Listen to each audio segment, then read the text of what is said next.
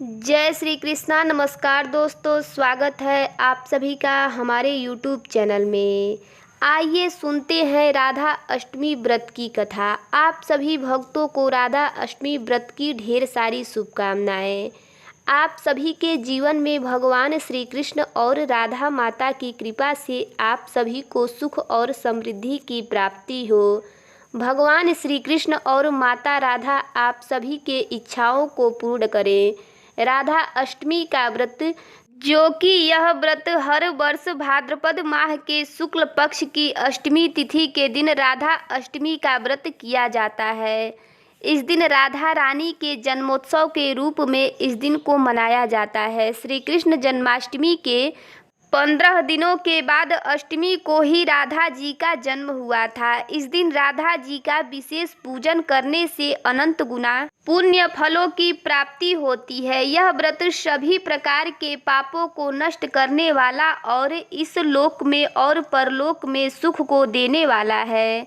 मनुष्य व्रत का रहस्य अगर इस व्रत को करता है तो वह जान लेता है और फिर राधा परिकरों में निवास करता है। राधा अष्टमी के दिन जो भी व्रत रखने वाले हैं उन्हें चाहिए कि इस दिन सुबह जल्दी उठकर नित्य क्रियाओं से निवृत्त होकर के गंगा नदी में स्नान करना चाहिए। अगर गंगा नदी में स्नान ना कर पाए तो घर में नहाने के पानी में ही थोड़ा सा गंगा जल मिलाकर स्नान करना चाहिए।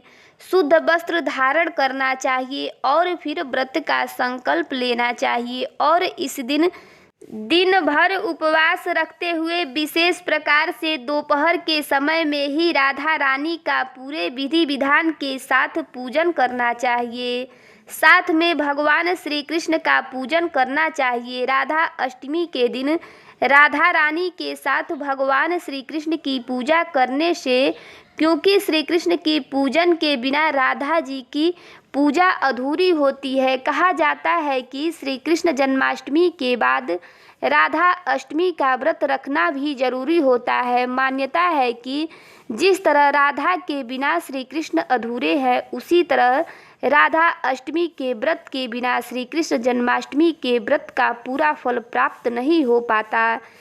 इसीलिए राधा अष्टमी के दिन राधा और श्री कृष्ण दोनों की पूजा करनी चाहिए। राधा अष्टमी के दिन पूजा और व्रत करने से व्यक्ति सभी सुखों को भोगकर अंत में मोक्ष को प्राप्त करता है। इस दिन चाहिए पूजन के लिए एक अच्छा सा जगह ले, उस जगह को अच्छे से पवित्र करके वहाँ पे एक मंडप बनाएं और उस मंडप के बीच में मिट्टी या तांबे का शुद्ध पात्र रख करके कलश को स्थापित करें और इस दिन राधा रानी और भगवान श्री कृष्ण की स्वर्णमयी प्रतिमा या मिट्टी की प्रतिमा या फोटो रख करके इनका पूरे विधि विधान के साथ श्रद्धा भाव के साथ पूजन करना चाहिए।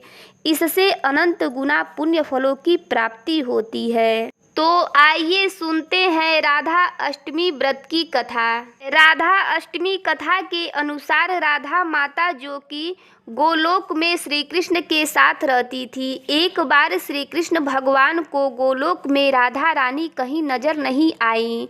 कुछ देर बाद कन्हैया अपने सखी विराजा के साथ घूमने चले गए।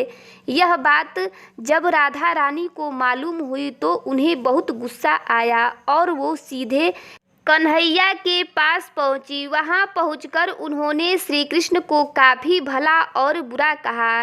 राधा रानी का यह रवैया भगवान श्री कृष्ण के प्यारे मित्र श्रीदामा को बिल्कुल भी अच्छा नहीं लगा। श्रीदामा ने उसी वक्त बिना कुछ सोचे समझे राधा रानी को पृथ्वी पर जन्म लेने का श्राप दे दिया। राधा को इतने गुस्से में देखकर श्री कृष्ण भगवान की सखी विराजा भी नदी के रूप में वहां से चली गई। राधा ने श्रीदामा से श्राप पाने के बाद उन्हें राक्षस कुल में पैदा होने का श्राप दिया।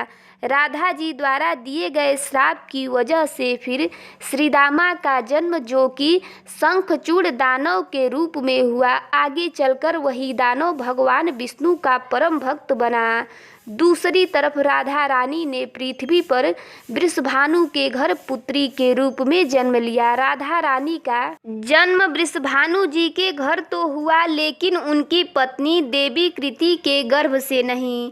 दरअसल जिस समय राधा मैया और श्री दामा ने एक दूसरे को श्राप दिया था, तभी भगवान श्री कृष्ण ने कहा था कि राधा आपको वृषभानु जी और देवी कृति की पुत्री बनकर पृथ्वी पर रहना होगा। मनुष्य के अवतार में आपका एक वैश्य से विवाह होगा, वो मेरे अंशा अवतारों में से एक होगा। इस तरह आप पृथ्वी पर भी मेरी ही बनकर रहेंगी, परंतु हम दोनों को बिछड़ने का दुख सहना होगा। इसके बाद श्री कृष्ण भगवान ने राधा जी को मनुष्य योनि के रूप में जन्म लेने की तैयारी करने के लिए कहा।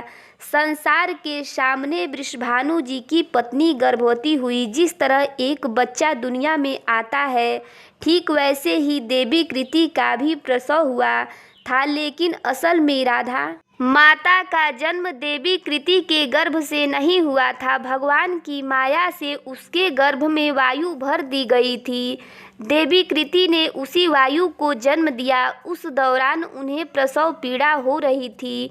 वहाँ राधा माता के रूप में एक प्यारी सी कन्या ने जन्म लिया और फिर भाद्रपद मास के शुक्ल पक्ष की अष्टमी के दिन राधा मैया का धरती पर अवतरण हुआ था।